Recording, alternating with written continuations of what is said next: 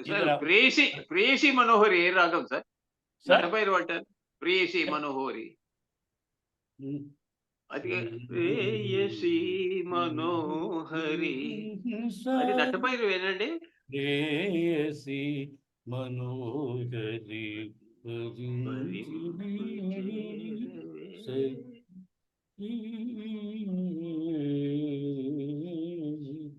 మనోహరి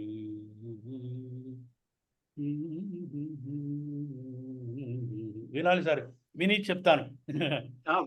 నాకు ఎక్కడో చదివినట్టు గుర్తు నటభైరవి, అందుకని. ఎవరైనా నాకంత బాగా ఓకే ఓకే ఉందా? ఎవరైనా పాడతారా? పాడండి. No problem sir, no problem. Suresh Shankari ఏ రాగం అండి? అది దర్బారీ కర్ణ, శివానంద లహరి. అది శివశంకరి దర్బారీ కర్ణ, జగద్విఖ్యాతమైన రాగం అది. దర్బారీ కర్ణ. దర్బారీ అంటే ఎందుకు అక్కడ అంటే అది హిందుస్థానీ కన్నడ. హిందుస్థానీ కానడా అనే రాగము మన కర్ణాటకలో ఉంది. అయితే ఆయన ఘంటసాల గారు దాంట్లో పెండ్యాల గారితో పెండగారు దర్శకత్వం చేసి పాడించింది అది దర్బారీ కన్నడ. దర్బారీ. జోగినాథరావు గారు సారీ చెప్పండి సార్, చెప్పండి సార్. చంద్రబాబు అమ్మ మీరు శుభశ్రీ గారు శ్రీరాగమం ఏదో చెప్పబోయారు. లేదులేండి, అది కూడా చాలా మంచి రాగం కదా. శ్రీరాఘవం దశరథాత్మ, ఆ రాగం నచ్చింది నాకు. చూసారా మీరు, మీరు పాడించలేదు, ఇప్పుడు నేను పాడించాను ఒక క్షణంలో శివశ్రీ గారితో. శ్రీరాఘవం దశరథాత్మజమప్రమేయం సీతాపతి రఘుకులాన్వయరత్నదీపం. పాడండి. అదే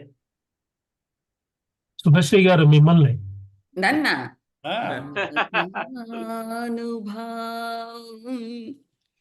అరవింద దళాయ, ఇవన్నీ హై పిచ్కి వెళ్ళమంటే ఇంకా నయం. మీరే పాడండి, మీ ముందర నేను పాడటం ఏంటండి. దశరథాత్మజమప్రమేయం సీతాపతిం రఘుకులాన్వయరత్నదీపం ఆజానుబాహుం అరవిందదళాయతాక్షం రామం నిశాచర వినాశకరం నమామి.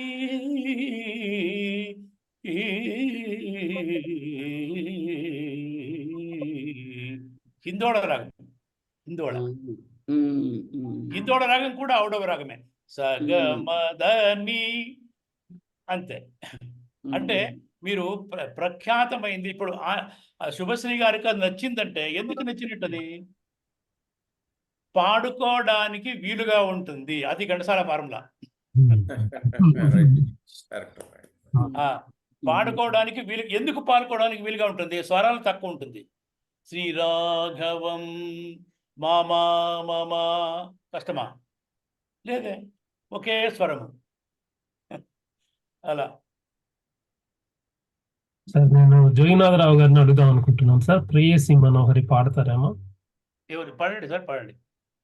సార్ జోగినాథరావు గారు మీరు అన్మ్యూట్ చేసుకోవాలి, ఎందుకంటే బ్యాక్గ్రౌండ్ నాయిసెస్ ఎక్కడి నుంచి వస్తున్నా సరే అడ్మిన్ గా నేను చేస్తున్న పని అదే అనమాట, అందరినీ మ్యూట్ చేసేస్తూ ఉన్నాను. వస్తుంది, పాండు. ఎందుకంటే మీరు పాడిన తర్వాత ఆ రాగం గురించి అది నటభైరవయ్య కాదా అనేది కొంచెం తెలుస్తుంది మనకి, కాబట్టి పాండు ప్లీజ్ గో హెడ్.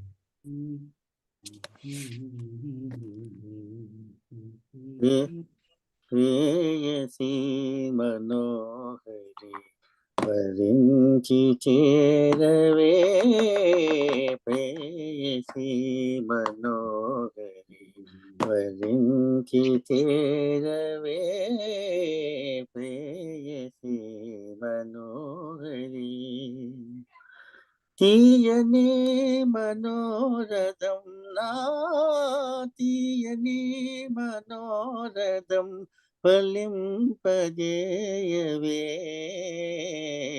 ప్రేయసి మనోహరి వరించి చేరవే ప్రేయసి మనోహరి. కరెక్ట్, రావు గారు చెప్పింది కరెక్ట్. నటభైరవి. నాకు తెలియదు సార్, ఎక్కడో చదివాను. అయ్యో. నాకు రాగాలు అవన్నీ నాకు తెలియదు. ఇది సరిగమ పద నిసా సానిద పమగరి సరిగమ పద ని పాడెద బాలమురళి గారు. బాలమురళి గారి కృతి అది.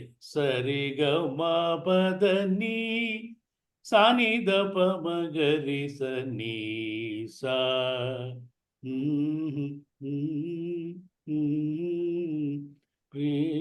సరిగా సరిగా రిజా సరిగా రిజా దా సనిదాని సనిదాని వా సరిగా రిజా. అదే నటభైరవి రాగంలో చాలా చాలా పాటలు ఉన్నాయండి రావు గారు. నటభైరవి రాగము, సింధు భైరవి రాగంలో బోర్డన్ని. బహుశా సింధు భైరవి అభేరి నటభైరవి, మోహన, కళ్యాణి, ఇది ఉన్న ఒక 5-6 రాగాల్లో మీకు మొత్తం 60-70% తెలుగు ఫిల్మ్ సాంగ్స్ అంతా దాంట్లోనే ఉంటాయి. మ్యాక్సిమం అంటే మీరు ఇది ఆభోగి, భీంపలాస్ అంటాము, ఆభోగి, తర్వాత మోహన కళ్యాణి. ఇవన్నీ మాట్లాడేప్పుడే మోహన అన్నప్పుడు మనము భూక్ తీసుకుంటాము, ఇది మన హిందుస్థానీలో. కళ్యాణి అన్నప్పుడు యమన్ తీసుకుంటాము. ఆ రెండు మిక్స్ చేస్తే అది సరిపోతుంది మన సినిమా సంగీతానికి. అలా ఇదంతా ఒక ఓషన్ సార్, మాకేం అర్థం కాదు. అయ్యో, అదే చెప్పాను కదా, ఎవరెవరు దోశలు ఎంత ఉందో అంత దక్కుతుందని. ఇప్పుడు ఆయన పాడిండే దానికి స్వరాలు రాస్తే రావు గారు, ఆయన ఘంటసాల ఆలాపనకు స్వరాలు, గమకానికి స్వరాలు రాస్తే 100 PhDలు ఇవ్వద్దాను. ఎందుకంటే అది అందుకే నేను అనుకుంటున్నాను, ఆయన భగవద్గీత కానీ వేరే పాటలకన్నీ స్టూడియోలో రికార్డింగ్ పోయే మొదలు ఆయన స్వరాలు రాసుకునేవారట డైరీలో. అవన్నీ భద్రపరిచి ఉంటే సావిత్రమ్మ గారు అది సార్వజనికులకు, పబ్లిక్ దాన్ని PDF చేసి మీ దగ్గర ఇక్కడ మన ఘంటసాల గానసభకు కానీ ఇస్తే చాలా చాలా ఉపకారం అవుతుంది. ఇప్పుడు చూడండి, ఇది అమృతవర్షిణి పాండవరాసం టైటిల్ మ్యూజిక్లో 8 hours 9 hours కూర్చొని నేను స్టడీ చేశాను ఏ స్వరాలు ఏది అని. అన్నీ నేను పాడలే మీ ఎదురుగా, అంత టైం పడుతుంది. అంటే ఆయన సితార్కు ఒక ట్యూన్ రాస్తారు, ఆయన సితార్కు, ఫ్లూట్కి వేరే, సితార్కు వేరే, ఆ బ్యాక్గ్రౌండ్ మ్యూజిక్ ఒక్కొక్క ఇన్స్ట్రుమెంట్కు ఒక్కొక్క స్వరాలు. మన సంగీతరావు గారు దాని అంతా స్వరాలు రాసి అందించేవారట ఎవరికి, వేరే వేరే ఇన్స్ట్రుమెంట్కు. బాబు మీ ఇది వాయించు, మీ ఇది వాయించని. అంటే రీ రికార్డింగ్ టైంలో వింటుంటే ఏదో ఒక చిన్న తేడా వస్తుంది కదా అంటే ఆయన స్వరాలు రాసిస్తారు, నొటేషన్స్ అందరూ రాసి ఇచ్చారు కదా, అందరికూను దాని అన్ని తీసుకొని ఎవరో తప్పు రాసుకున్నాడు. ఎవడో ఒక్కటి తప్పు రాసుకుంటే ఆ చెవినికి అపశృతి వినపడుతుంది ఘంటసాల గారికి. అలా అంత కష్టం. ఇప్పుడు రీ రికార్డింగ్ అంతా ఈజీ. ఇప్పుడు ఎవరికి నొటేషన్ రాస్తారు? ఇప్పుడు నొటేషన్ అంటే ఏమైనా తెలుసా ఎవరికైనా? అట్లా అయిపోయింది. చాలా నిజం అండి. ఆ కాలంలో ఈ ట్రాక్స్, ఇప్పుడు ఏ ఇన్స్ట్రుమెంట్కి ఆ ట్రాక్ ఉంది, తర్వాత వాళ్ళు దాన్ని మిక్స్ చేస్తారు. అయితే ఆ కాలంలో అలా కాదు కదండి, అందరు కూర్చుని వాయించేవాళ్ళు. ఎవరు తప్పు చేసినా మళ్ళీ అందరూ వాయించాల్సిందే. అందుకని చాలా టైం పట్టేది. మీరు ఇందాక నేను అన్నా చూడండి, ఈ శివశంకరి సాంగ్, అది 1 month పట్టిందండి. ఇప్పుడు శివశంకరి ఆయన పాడిన తర్వాత ఇప్పుడు కూడా పాడుతున్నారు పిల్లలు. 5 years 6 year old children, they are singing today, even today. ఇప్పుడు ఎందరెందరో విద్వాంసులందరూ దాన్ని విన్నారు. ఎక్కడ కూడా దాంట్లో ఆ పాటలో నాట్ ఈవెన్ 0.001% ఎక్కడ కూడా ఏమీ వ్యత్యాసం లేదు. ఇది సంగీతకారులు ఇప్పుడు నేను కర్ణాటక సంగీతం నేర్చుకున్నాను, జిఎన్బి గారి శిష్యులతో నేను నేర్చుకున్నాను. ఈ పాట ఎవరు తీసుకున్నా కూడా అన్క్వశ్చనబుల్. ఘంటసాల గారు ఎందుకు పాడలేదు అంటే, అలా పాడడానికి ఎంత సాధన చేసుకోవాలి. అది ఆర్కెస్ట్రాలో జగమేమాయ పాడినట్టు కాదు అది.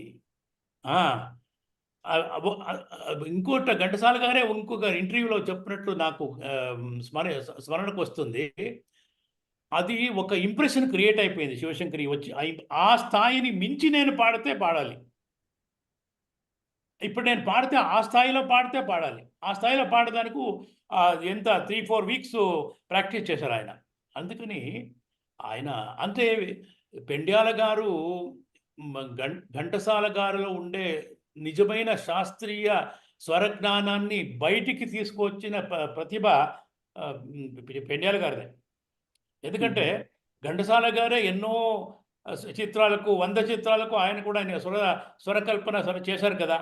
అయినా కూడా ఈ మదిశారదాది మందిరమే, రసికరాజా, శివశంకరి, ప్రళయ పయోధి జలే, తర్వాత వచ్చి మన జయగణనాయక, ఇవన్నీ ఉన్నాయి కదా. అలాంటిది ఆయన క్రియేట్ చేసిండే సినిమా. ఆయన స్వరకర్త పాండవనాశం తీసుకుని అవకాశం తీసుకుని అంత total music great, no doubt about it. అయితే ఒక పాట అని సపరేట్గా నిలిచింది పెండ్యాల గారి ఒక దర్శకత్వంలోనే. అంటే పెండ్యాల గారు, రాజేశ్వరరావు గారికి తెలుసు ఈయనలో ప్రతిభ ఉంది, దాన్ని ఎలా బయటకు తీవాలి. అందుకే ఆయన ప్రోత్సహించాలా. ఇది ఇంకా రావు గారు చెప్తుండేవారు కదా, ఎవరు రాజేశ్వరరావు గారు, మీరు పాట బాగా పాడారు, ప్రొడ్యూసరు నేను పాడినట్లు మీరు ఇంకా రాలేదు అంటున్నారండి అని. ప్రొడ్యూసర్ గారు మీరు సంగీత నిర్దేశకులు పాడినట్టు మీరు పాడలేదు అంటున్నారండి అన్నారట. ఆయన ఘంటసాల గారు నా డైరెక్షన్లో మీరు పాడదా కూడా ఆయన అలాగే అంటారండి అని రాజేశ్వరరావు గారు అలా ఉండేవి ఆ కాలంలో. అమ్మా ఎందుకన్నా ఇప్పుడు ఘంటసాల గొంతు, ఘంటసాల పాట అది ఒకటి.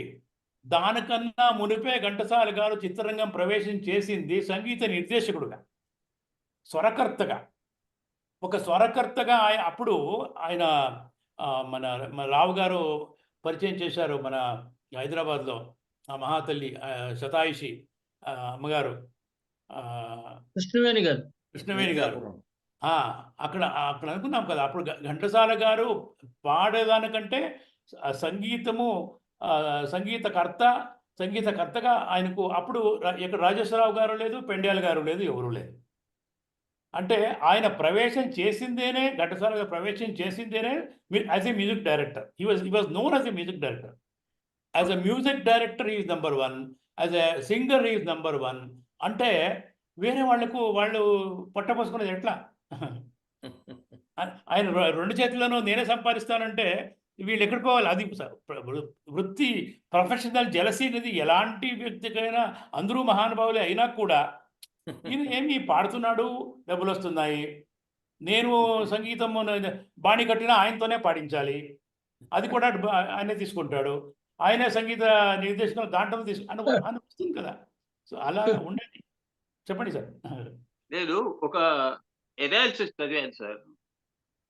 నార్త్ ఇండియన్లో ఒక మ్యూజిషియన్స్ గ్రూపు, వాళ్ళ తెలుగు, ఘంటసాల గారు అంటే తెలుగు పాట, తెలుగు భాష తెలుగు. శివశంకరి మీద వాళ్ళు ఏం రాశారంటే 40 years హిందుస్థానీ సంగీతంలో ఉన్న ఎక్స్పీరియన్స్, అలాంటి గ్రూప్ అనమాట. శివశంకరి దర్బారీ కారణ రాగలో వాళ్ళు ఎన్నో లైవ్ ప్రోగ్రామ్స్ విన్నారు, హిందుస్థానీ విద్వాంసులు పాడుతున్నాయి. ఘంటసాల గారు లాగా అప్పటి వరకు పాడిన వారు లేరు ఆ దర్బారీ కారణ రాగంలో. ఇక ముందు కూడా ఎవరు పాడలేరు. అంత కమాండ్ ఆయనకి ఆ రాగం మీద ఉంది. వెంట్రుక వాయిస్ కూడా ఆయనకి తెలుసు, డిఫరెన్స్ ఎవరు పాడలేరు. అంత క్లిష్టమైన కంపోజిషన్ భారతదేశ సినిమా సంగీత చరిత్ర రాలేదు.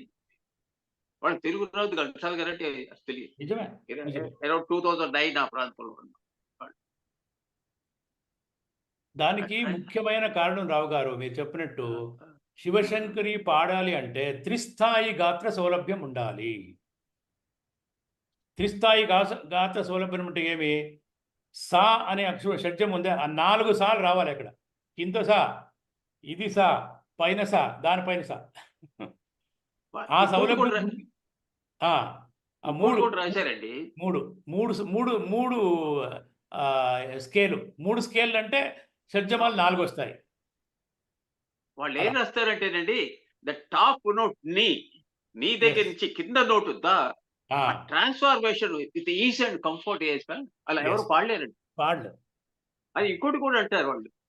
ఆయన కర్ణాటక స్వరాలు వేస్తున్నా it has created a Hindustani sensation అంటారు. అవును, అవును. అదే అసలు అలా ఎవరు పాడలేరు అంటారు వాళ్ళు. నిజమే. వాళ్ళంతా ఇప్పుడు గొప్ప గొప్ప విద్వాంసులు సార్. ఏది రహస్యం. బాలీవుడ్ లో మ్యూజిక్ డైరెక్టర్స్ కూడా ఉన్నారు ఆ గ్రూప్. అవును. అది ఆయన నేను మొన్న ఇది చదివాను, ఆయన పట్రాయని సీతారామ శాస్త్రి గారి జీవిత చరిత్ర చదివాను. దాంట్లో కూడా lot of credit has to be given to Patrayani Sitarama Sastri గారు for making Ghantasala to sing differently the poetry, the poem. ఆ పద్య పఠన విధానాన్ని ఆ కొత్త రీతిగా పాడడానికి బునాది వేసింది ఆయనే, పట్రాయని శాస్త్రి గారు. అవును అవును అవును. అన్ఫార్చునేట్లీ మనకు ఆయన పట్రాయని సీతారామ శాస్త్రి గారు పాడిన రికార్డులు మన దగ్గర లేవు, టేపులు లేవు మనకు. అయితే ఆయన జీవిత చరిత్ర ఈ మధ్యన ఎవరో ప్రచురణ చేశారు, దీంట్లో నెట్లో ఉంది, చదివాను నేను. ఆయన మహాకవి కూడా పట్రాయని సీతారామ శాస్త్రి గారు. మంచి సీస సంగీత పద్యాలు, సాహిత్యాలు కవి పద్యాలు. బాగా. అదే ఆ తర్వాత ఆయన జీవిత చరిత్ర చదివి ఘంటసాల గారు చెప్పిన ఒక ఇది విషయము, మా గురుగారు సాంబ సదాశివ అనే ఒక నామాన్ని పట్టుకొని దాన్ని శృతి వేసుకొని దాన్ని ఎలా పలకాలి, ఎలా పలికితే భగవంతుడికి ప్రీతి కలుగుతుంది అనే దాన్ని నేర్పించారు అని ఆయన చెప్పారు కదా. అని 2 సంధానం చేసుకుంటే మనకు అయితే ఆయన కొడుకే సంగీతరావు కదా, ఆయన కూడా పాడొచ్చు కదా. ఆయన కొడుకే సంగీతరావు గారు కదా, ఘంటసాల గారికి ఎందుకు అబ్బింది? అది అది ఆయన ఆయన సంస్కారం, గంధర్వాంశం అబ్బింది. నేదునూరి కృష్ణమూర్తి గారు ఒక సభలో నేను కూడా ఉన్నాను. అంటే గెస్ట్ గా కాదు, ప్రేక్షకుల్లో. ఆయన ఘంటసాల గారు అవార్డు ఇచ్చినప్పుడు ఆయన ఏమన్నారంటే, వారు కూడా పట్రాయని సీతారామ శాస్త్రి గారి శిష్యులే. నేదునూరి కృష్ణమూర్తి గారు, నూకల చెన్న సత్యనారాయణ గారు. ఆయన ఏమన్నారంటే, గురువు గారి దగ్గర 100% సంగీతం నేర్చుకున్న ఏకైక వ్యక్తి ఘంటసాల. మేమంతా నేర్చుకుపోయి ఆయన 100% నేర్చుకున్నారు. That is the comment he made అండి. నిజమే. ఇలా ఆ పట్టు లేకపోతే ఆయనది సెల్ఫ్ హిజ్ ఓన్ క్రియేటివిటీ, ఆ ఓన్ క్రియేటివిటీ ఉంది కదా, అది అన్ని సినిమా పాటల్లో కానీ, ఆ టైటిల్ మ్యూజిక్లో కానీ ఆయన క్రియేటివిటీ అంటే ఒక్క సినిమా పాట మాదిరి ఇంకొక పాట ఉండదు. ఎక్కడ కూడా కాపీ అనేదే లేనే లేదు ఘంటసాల సంగీతంలో. సో అది చాలా చాలా అరుదైన ఒక ప్రతిభ. ఇప్పుడు ఇది విన్నారు కదా మీరు, ఇది పాండవ వనవాసంది ఎంత అద్భుతమైన అమృతవర్షిణి స్వరాలు. ఆయన ఇప్పుడు మనకు సంగీతం నేర్చుకోవాలి అంటే ఆ స్వరాలు ప్రాక్టీస్ చేస్తే చాలు.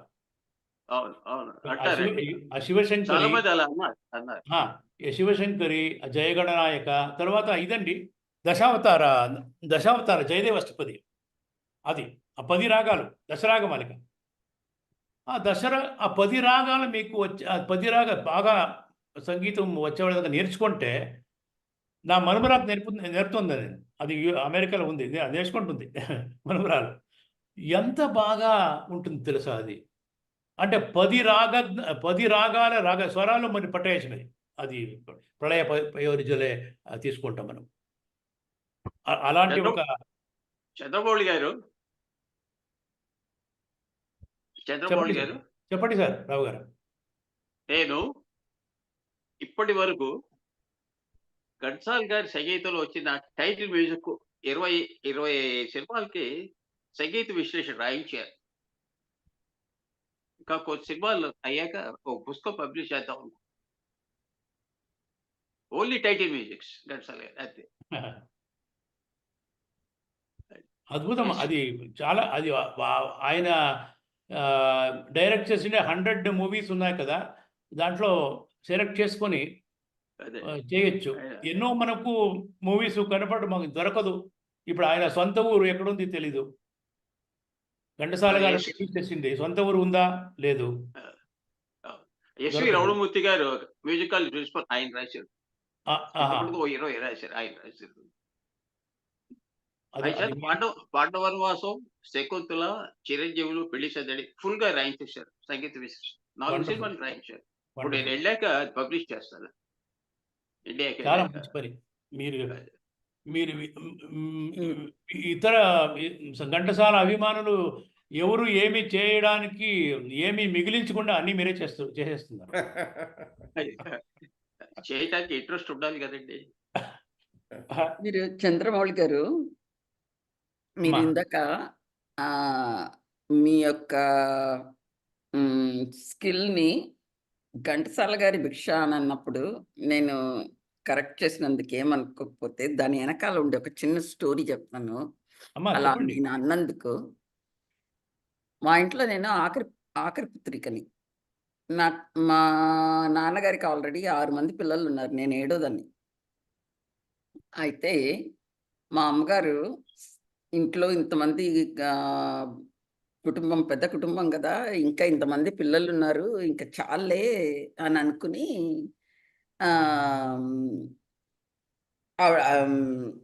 అబార్షన్ అవడం కోసం ఎవరు చెప్పినవి చేశారంట. అయితే ఎంతకీ నేను అది అబార్షన్ అవ్వలేదట, నేను పుట్టాను. సో ఎప్పుడైనా నేను చాలా మొండితనం చేసేదాన్నంట చిన్నప్పుడు. అయితే ఎప్పుడు నా మీద కోపం వచ్చినా కూడా, బా ఎవరు చెప్పింది తిన్నానే, అయినా నువ్వు పోలేదు అని తిట్టేవారు నన్ను. ఇప్పుడు చూడు చంపుకు తింటున్నావు నన్ను.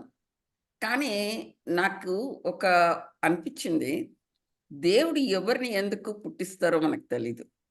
మా ఇంట్లో కానీ మా మిగతా ఎవరు నెక్స్ట్ జనరేషన్కి, మా తాతగారి యొక్క ఈ దీని మీద కానీ, నాన్నగారి దాని మీద కానీ ఎవరికి ఇంట్రెస్ట్ లేదు. అసలు వాళ్ళు, నేను ఇక్కడికి వచ్చేసాక యుఎస్కి నేను చాలా వరకు తెచ్చేసాను వాళ్ళ వర్క్స్ అన్ని. కొన్ని ఎందుకో మరి తీసుకురాలేదు నేను, అవి పోయాయండి. నాకు ఇప్పుడు ఎంత బాధగా ఉందో, అయ్యో అన్నీ తెచ్చేసి ఉంటే బాగుండేది అని. నేను తెచ్చినవి మాత్రం మిగిలాయి, మిగతావన్నీ పోయాయి అసలు. ఇప్పుడు నాకు ఇంకా కొన్ని చెయ్యాలి నేను.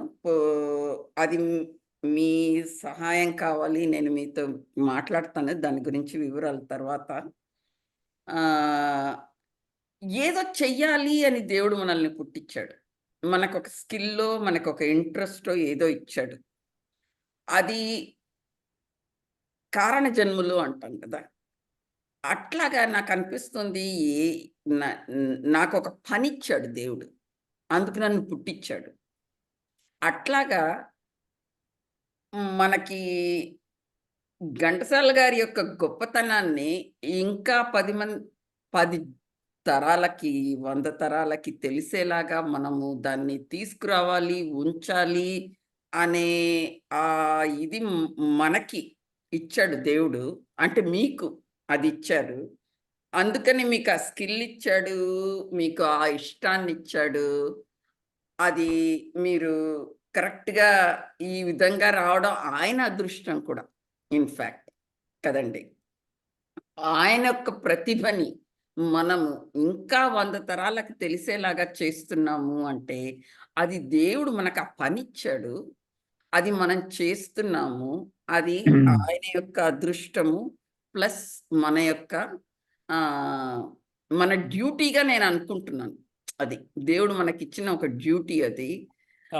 అందుకే మనల్ని పుట్టించాడేమో, మనకు అందుకే ఆ స్కిల్ ఇచ్చాడేమో అని నాకు అనిపిస్తూ ఉంటుందన్నమాట. సో అందుకని మిమ్మల్ని అన్నాను, తప్పుగా అనుకోకండి. నాకు మీలో ఆయన మీద ఉండే అభిమానానికి,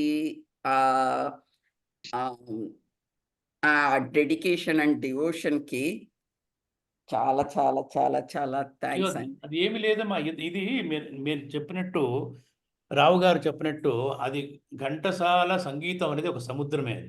అది సముద్రమే. ఘంటసాల ఏదైనా నేదుముని కృష్ణమూర్తి, బాలమురళి లాగా కర్ణాటక సంగీత కచేరీలు చేసుకొని వచ్చింటే ఆయనకు మంచి బ్యాక్గ్రౌండ్ ఉండి భుక్తానికి దీనికి ఏమీ తాపత్రయం లేకుండా యథేచ్ఛంగా బాలమురళి గారికి మనకి బాగున్నారు, they are well off people. అయితే ఘంటసాల గారికి మన అదృష్టము, ఆయన దురదృష్టము, అది సంగీతం వదిలి ఆయన దీనికి వచ్చారు. అయితే దీంట్లో మీరు చెప్పింది నిజమే.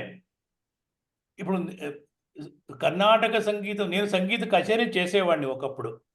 సంగీత కచేరీ చేసేవాడు ఘంటసాల పద్యాలు పాడతాడు కదా అని దాన్ని హాస్యం చేసి కొందరు తమాషా చేస్తూ ఉంటారు అప్పుడు. అది సంగీతం కాదా?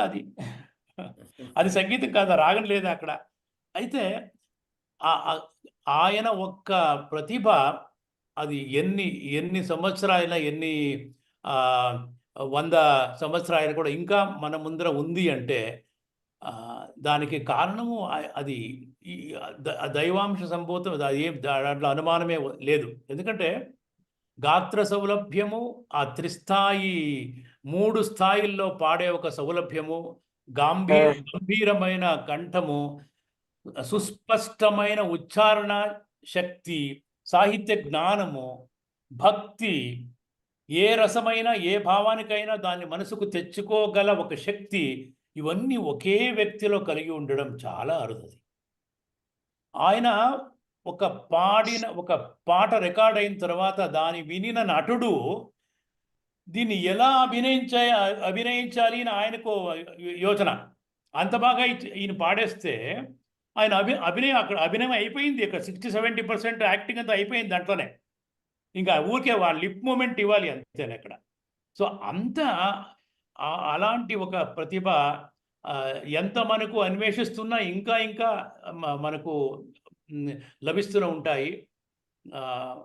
మీకు తెలిసినట్టు మీ పెద్దలు, మీ తాతగారు వాళ్ళు చేసిన కృషిని, పని, తర్వాత గ్రంథాలు అవన్నీ ఖచ్చితంగా తప్పకుండా మీరంతా సంపాదించేసి, సంగ్రహించి, దాన్ని ప్రింట్ చేయించి ఏదో ఒకటి చేయాలి. ఎందుకంటే అది ఎవరు వింటారు, ఎవరు చదువుతారో అనే బెంగ మనకొద్దు. ఎవరో మహాత్ములు ఉంటారు, ఎవరికో అది వస్తుంది. ఇప్పుడు రావు గారు ఎన్నో బుక్కులు ప్రింట్ చేయించారు, ఇంకో చేస్తూనే ఉన్నారు, సేవ చేస్తూనే ఉన్నారు. ఆయన దీన్ని ఎవరు చదువుతారు అని ఆయన యోచన చేయలేదు. దీన్ని ఎందుకు డబ్బులు వేస్ట్ చేసేది అని మన నరసింగ్ గారు దీన్ని మన పుస్తకానికి ఆయన ఫైనాన్షియల్ సపోర్ట్ చేశారు. ఎందుకు ఎవరు చదువుతారు దీన్ని, ఎందుకు ప్రింట్ వేస్ట్ కదా, ఆ 50,000 1 lakh డొనేషన్ ఇచ్చేయచ్చు కదా, ఎవరో అన్నదానం చేసేయచ్చు కదా, క్షీరాభిషేకం చేసేయచ్చు కదా అంటే అది వేరే, ఇది వేరే. సో అలా మన సంప్రదాయంలోగా మంచిని ప్రొటెక్షన్ చేసుకునే దానికి ఋషి రుణము అంటాం మనం. ఘంటసాల కూడా సంగీత క్షేత్రంలో ఒక ఋషి మనకు. ఆ ఋషి రుణము తీర్చుకున్నదంటే ఇప్పుడు మనం మాట్లాడుతుండేది, ఆయన గురించి మాట్లాడేది, మీ అనుభవాలు మీరు చెప్పింది చాలా చాలా ముఖ్యమైనది. మళ్ళీను చెప్పే అనుభవాన్ని మీరు ఆర్టికల్కు రాసి ప్రింట్ చేపిస్తే కూడా మంచిదే.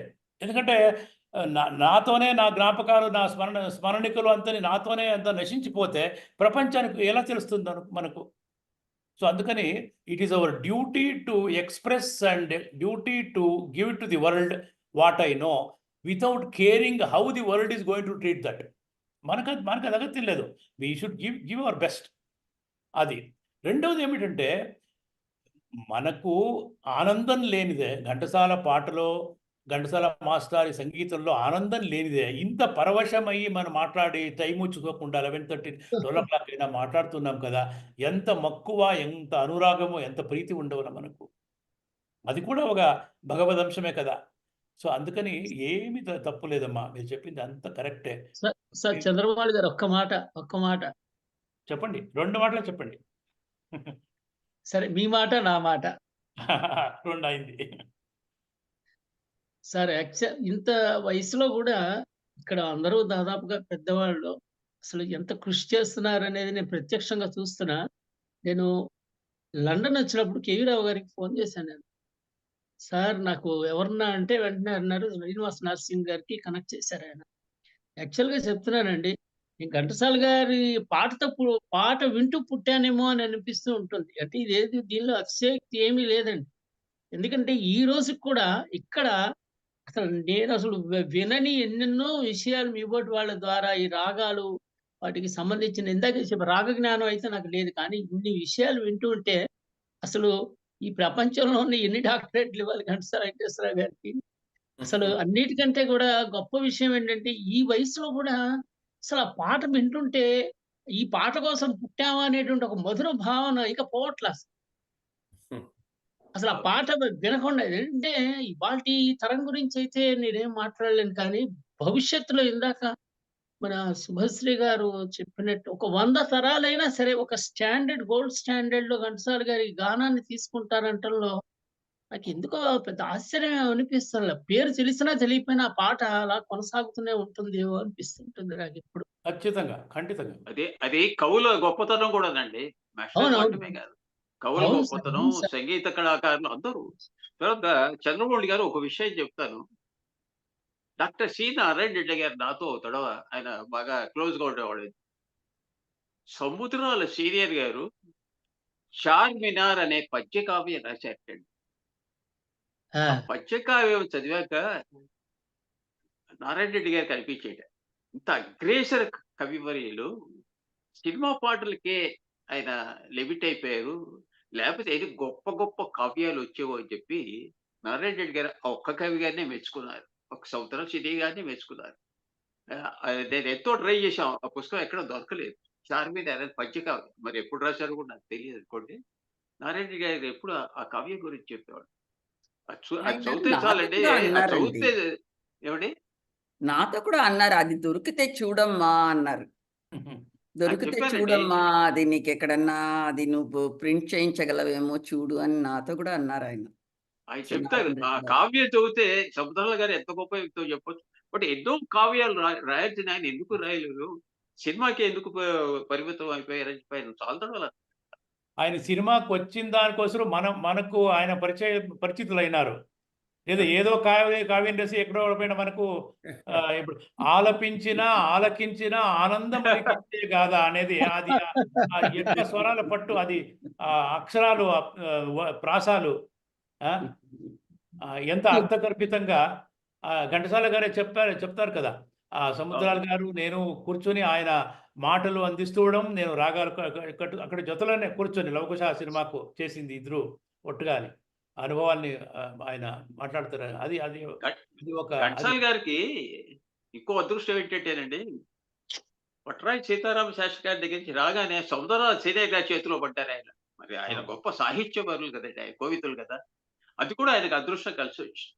ఆ సాహిత్యం మీద పట్టుకొని రావటానికి. ఏవండి ఇక్కడ శుభశ్రీ గారు ఘంటసాల గారు కరెక్ట్ మనుషుల చేతుల్లో పడ్డారు. ఆయన ప్రతిభను వాళ్ళు కూడా బయటకి తీసుకొచ్చారు. అది ఆయన అదృష్టం. మొన్న ఈ మధ్య సార్ రావు గారు మొన్న ఈ మధ్య నేను సముద్రాల సీనియర్ గారికి సంబంధించి ఒక 1, 2 భాగాలు విన్నాను నేను. ఆయనకి సంబంధించిన టోటల్ 1902లో ఆయన పుట్టటం, 1968 ప్రాంతాల్లో ఆయన కాలం చేయటం, దానికి సంబంధించి మధ్యలో జరిగిన అనేక విషయాల్ని 1, 2 భాగాలు చేసినట్టున్నారు కిరణ్ ప్రభ వాళ్ళు. హుహు. కిరణ్ ప్రభా. అవునండి. చాలా బాగా చెప్పారాయన. అవును.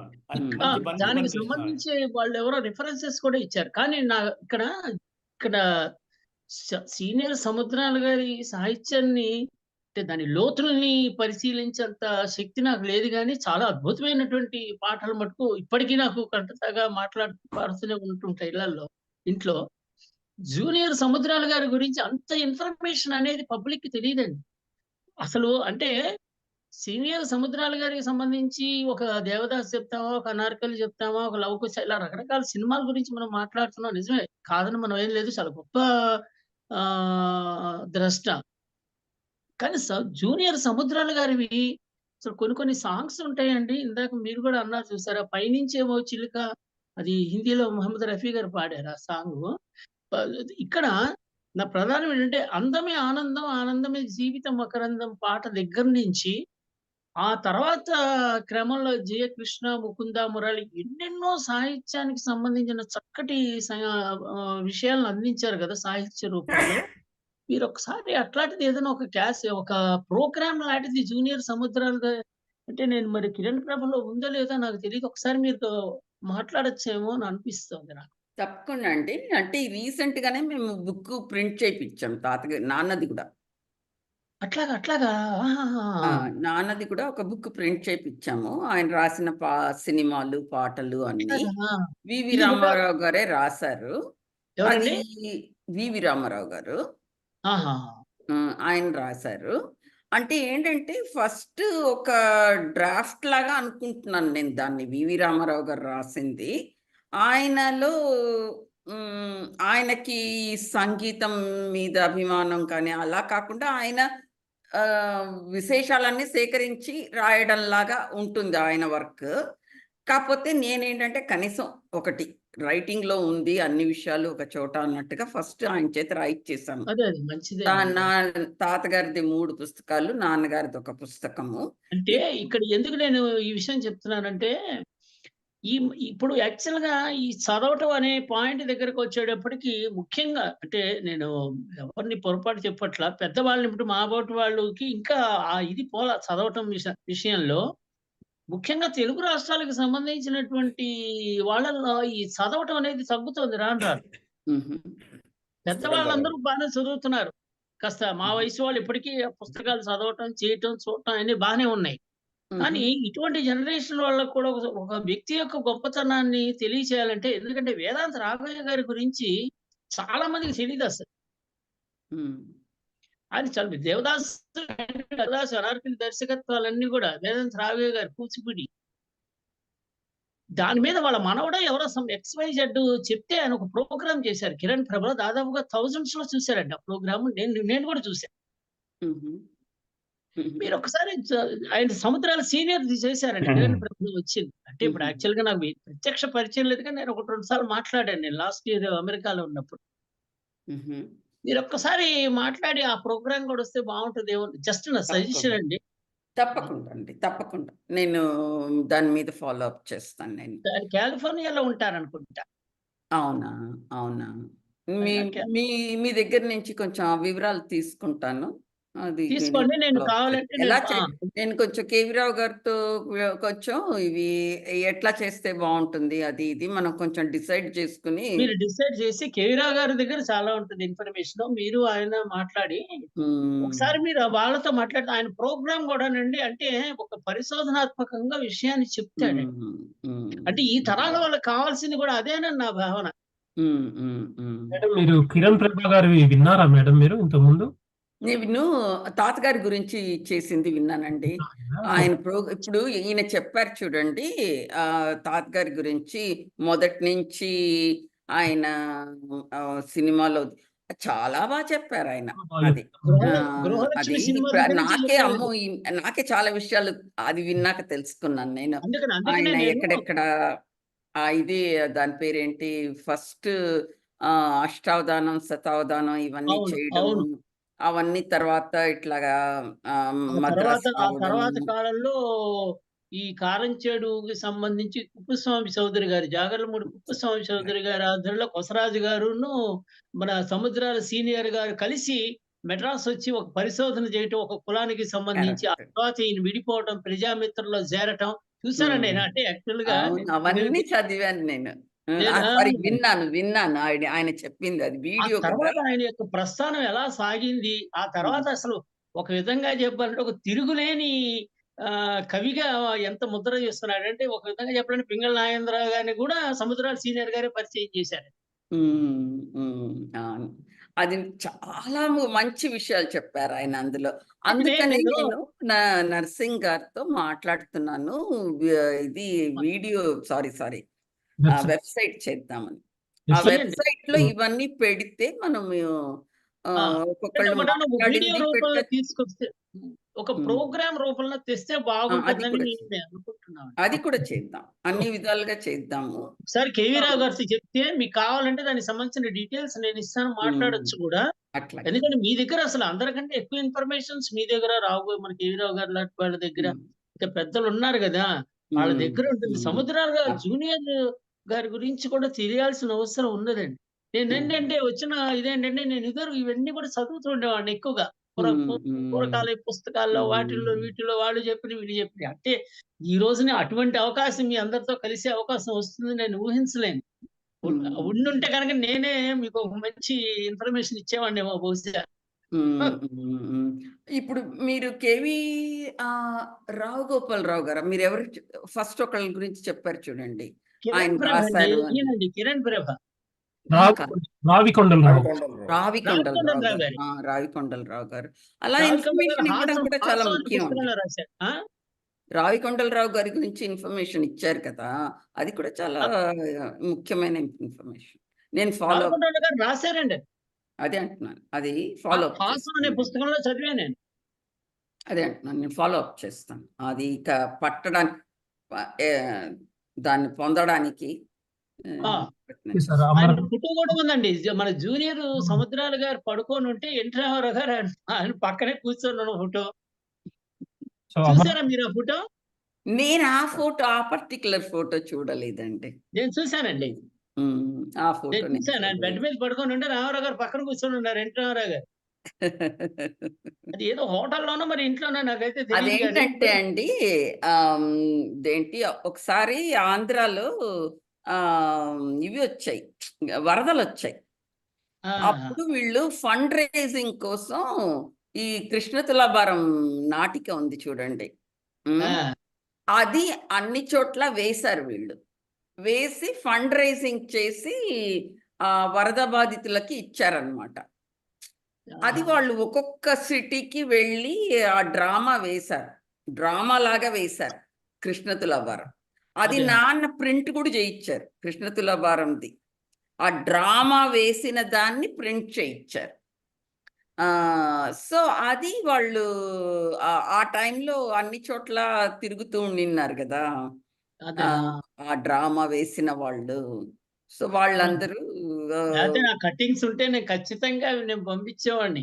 అప్పట్లో జూనియర్ సముద్రాల గారి గురించి నేను చదివి అనుకునేవాడిని, అరే ఎంత మంచి, అంటే మాకు తెలిసి కొద్దిగా ఉన్న సాహిత్యాల్లో ఈ పాండురంగ మహత్యం గాని, లేకపోతే గనక ఈ మన బ్రతుకు తెరువు సినిమా, ఇంకా తర్వాత చాలా సినిమాలు వచ్చాయి కదండీ! వారి రచనలంటే మాటలు, పాటలతో కూడా చాలా సినిమాలు వచ్చాయి.